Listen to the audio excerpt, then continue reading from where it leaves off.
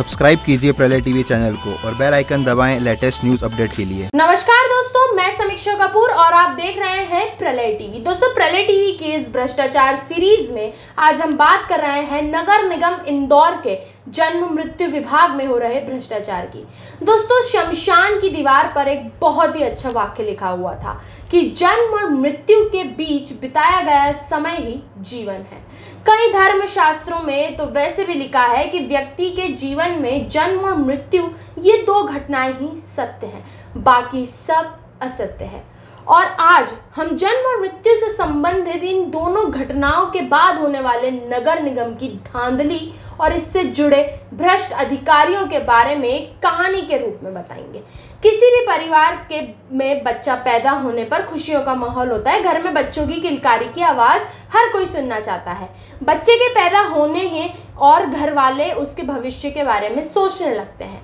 और जब बच्चे के प्रारंभिक टीकाकरण, शिक्षा की बात आती है, तब आवश्यक दस्तावेज के तौर पर उस बच्चे का जन्म प्रमाण पत्र मांगा जाता है, क्योंकि जन्म प्रमाण पत्र देना आवश्यक होता है। इसीलिए बच्चे का पिता, जो कि दस्तावेज बनवाने की पूरी प्रक्रिया से अनजान होता है, जल्दबाजी में जन्म प्रमाण पत्र बनवाने के लिए नगर निगम के जन्म प्रमाण पत्र बनवाने वाले विभाग में पहुंचकर संबंधित अधिकारी से मिलता है और यह अधिकारी अपने विभाग में इस काम को देखने वाले संबंधित बाबू को कहकर इस व्यक्ति से बच्चे का जन्म प्रमाण पत्र बनवाने के लिए मोटी रकम वसूलता है, जिससे उस अधिकारी का भी हिस्सा होता है। अगर आपको जन्म प्रमाण पत्र बनवाने की प्रक्रिया के बारे में बताएं तो इसमें केवल नवजात शिशु के जन्म से समय से डिस्चार्ज हुई मां के अस्पताल की पर्ची और अन्य दस्तावेज के साथ नगर निगम के जन्म मृत्यु विभाग में एक फॉर्म में सारी जानकारी भरकर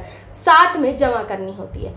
जिसके लगभग 1 महीने में ही प्रमाण पत्र बनकर तैयार हो जाता है और इसका कोई शुल्क नहीं देना होता है। इसी तरह की प्रक्रिया मृत्यु प्रमाण पत्र बनवाने में भी की जाती है, जिसमें शवदाह के समय शमशान से मिलने वाली मृतक की एंट्री की हुई पर्ची और आवश्यक दस्तावेज के साथ एक फॉर्म में सारी जानकारी भरकर जन्म मृत्यु विभाग में जमा करवानी होती है, जिसके 1 महीने बाद मृत्यु प्रमाण पत्र भी बनकर तैयार हो जाता है। और खास बात तो यह है कि इसका भी कोई शुल्क नहीं देना होता है। जब इस विभाग से प्रमाण पत्र बनवाने वाले कुछ लोगों से जब बातचीत की गई तो कई लोगों ने इस विभाग के अधिकारी डॉक्टर नटवर, शारदा और कुछ भ्रष्ट कर्मचारियों के नाम भी बताए, जो कि इस तरह से काम के पैसे लेते हैं और पैसे न देने पर ये लोग इन महत्वपूर्ण दस्तावेज को लंबे समय तक अपने पास अटका कर रख लेते हैं। ऐसा नहीं है कि जन्म मृत्यु विभाग के प्रभारी अधिकारी डॉक्टर शारदा के खिलाफ पहले कभी इस तरह की खबरें सामने नहीं आई हैं,